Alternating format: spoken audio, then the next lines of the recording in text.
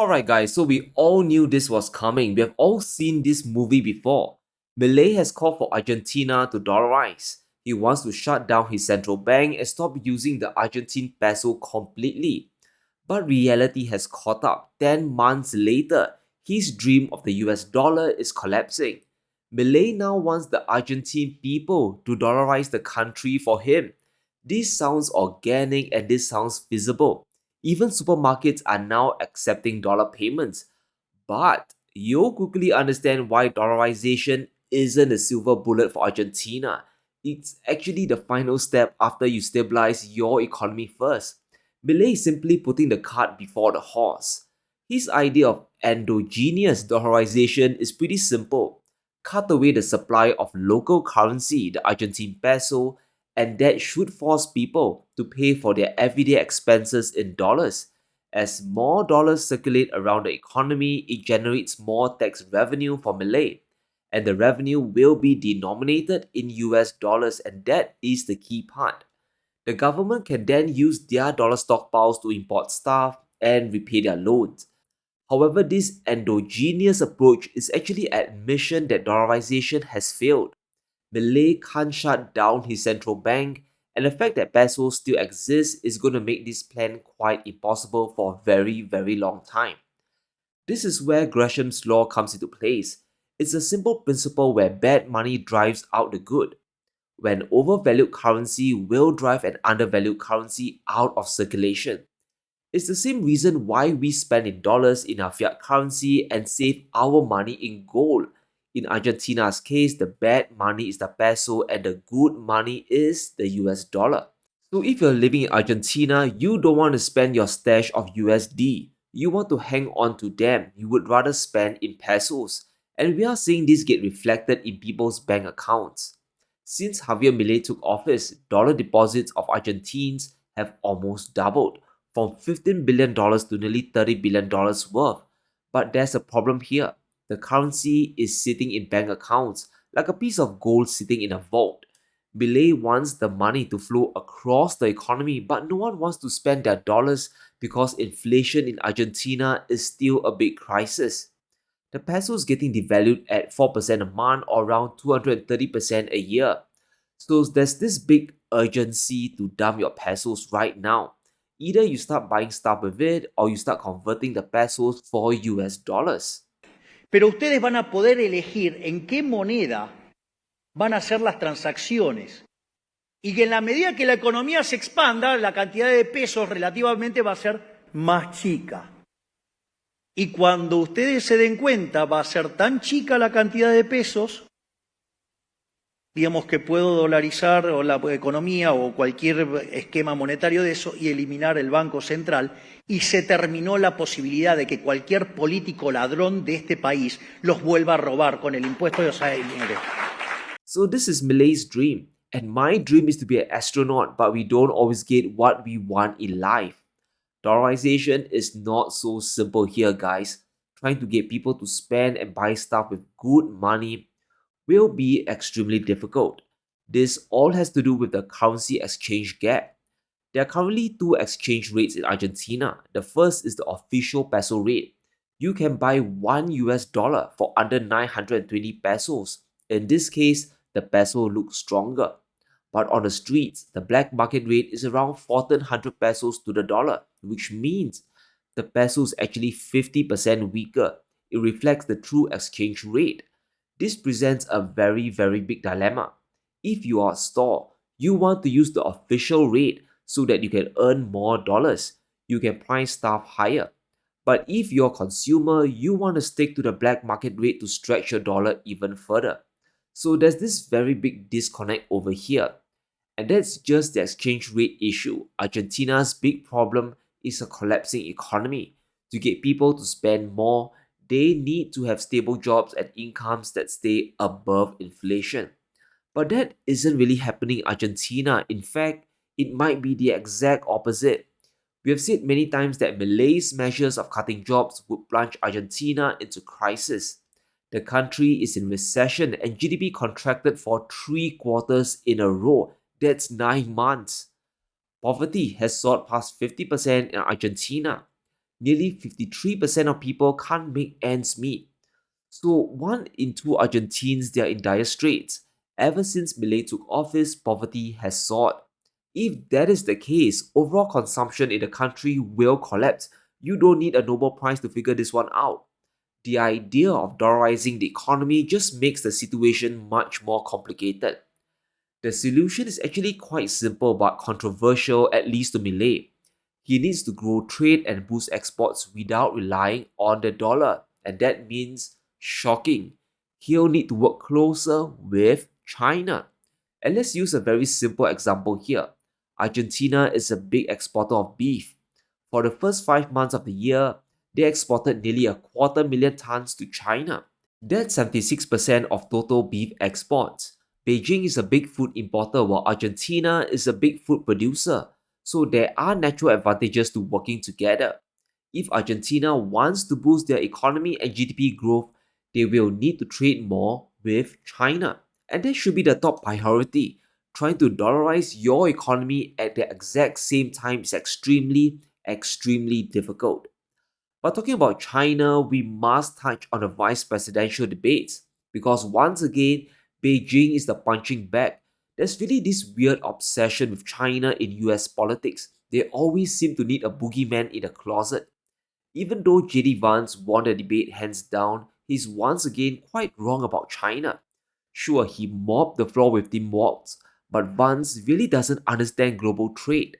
You have a minute. Governor, you say trust the experts. But those same experts for 40 years said that if we shipped our manufacturing base off to China, we'd get cheaper goods. They lied about that. They said if we shipped our industrial base off to other countries, to Mexico and elsewhere, it would make the middle class stronger. They were wrong about that. They were wrong about the idea that if we made America less self-reliant, less productive in our own nation, that it would somehow make us better off, and they were wrong about it. We need to realize it isn't Beijing that destroyed the US middle class. Chinese goods are hands down cheaper. China actually exports deflation globally, the US included. The middle class got hollowed out thanks to inflation and higher taxes, all to fund crazy government spending. And let's not forget it was US corporations that embraced the made in China model in the first place. But what Vance said during the debate is still very important. It tells us that a bigger trade war with China is coming. The economic battle is going to ramp up to new crazy levels. The answer is that you'd want to reshore as much American manufacturing as possible, and you'd want to produce as much energy as possible in the United States of America because we're the cleanest economy in the entire world. What have Kamala Harris's policies actually led to? More energy production in China, more manufacturing overseas, more doing business in some of the dirtiest parts of the entire world. And when I say that, I mean the amount of carbon emissions they're doing per unit of economic output. So if we actually care about getting cleaner air and cleaner water, the best thing to do is to double down and invest in American workers and the American people. And unfortunately, Kamala Harris has done exactly the opposite. Listen to what Vance wants. It's clear as day the plan of reshoring US manufacturing is here to stay. It's going to accelerate. If Trump gets in, we'll see a great move of industries back to the US at the expense of everyone, including their allies. During the debate, Vance also made it very clear to local US companies. If you manufacture in China instead of the United States, we will punish you.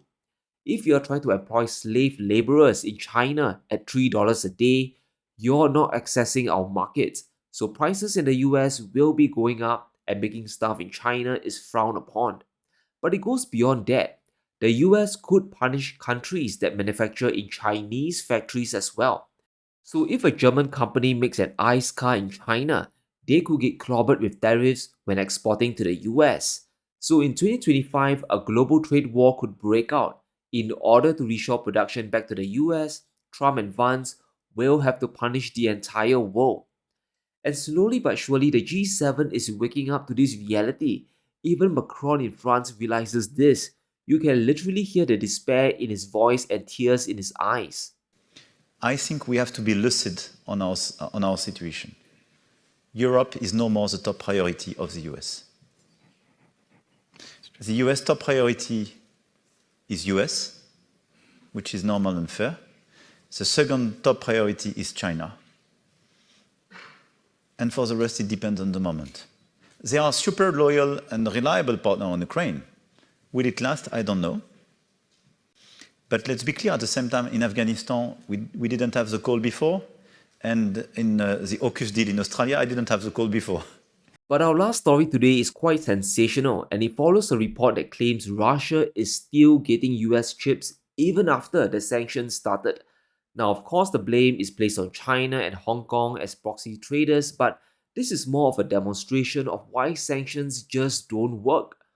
Firstly, chips are needed in warfare. Semiconductors are used to build sensors and circuits that help guide missiles.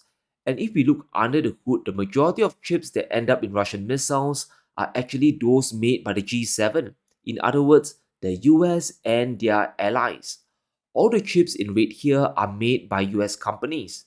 According to Bloomberg, 21% of all foreign made components found are from Analog Devices, a US company.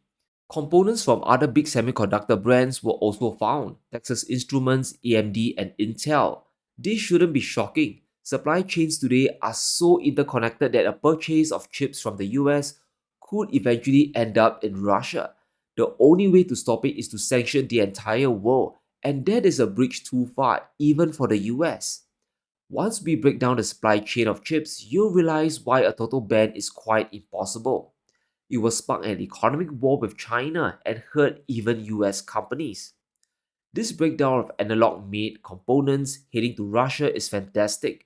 It tracks the flow of over $300 million worth of components from one company to Russia. While Analog is a US company, the majority of their manufacturing is in China. And it kind of makes sense. You can produce things cheaper thanks to the entire ecosystem, cheap energy, and efficient supply chains. But when it comes to sales and shipping, these are done primarily from China and Hong Kong. So US chips are being made in a Chinese factory, sold by a Chinese supplier, and shipped from somewhere in China. And this is how today's modern supply chain works actually. Everything from cars to toys follows this playbook. And this poses a very big problem for regulators. If they clamp down on any part of the supply chain, it will affect US chip companies themselves. How about targeting the facilitators? Will that work instead? Now, even though Yellen has threatened to sanction Chinese banks, chances are they can't do it. It will break the global financial system and accelerate the dollarization. So it's a dead end there as well. So this is a great example of how it's impossible to break global supply chains. As much as Blinken wants to clamp down on Chinese trade with Russia, it will just as easily damage US corporations as well. But as we stated earlier, in 2025, Trump could reset the entire rulebook. If he gets into office, we better prepare for a bigger trade war. So we must watch the November elections very carefully. It's a choice between a rock and a hard place. And between Trump's trade implosion and Kamala's price controls, I really can't decide which is the greater evil. But let me know what you think. Can Milei really dollarize Argentina? And is a global trade war coming in 2025? Let me know in the comments below. Stay safe, be sure to smash the like button and subscribe as we navigate through these crazy times.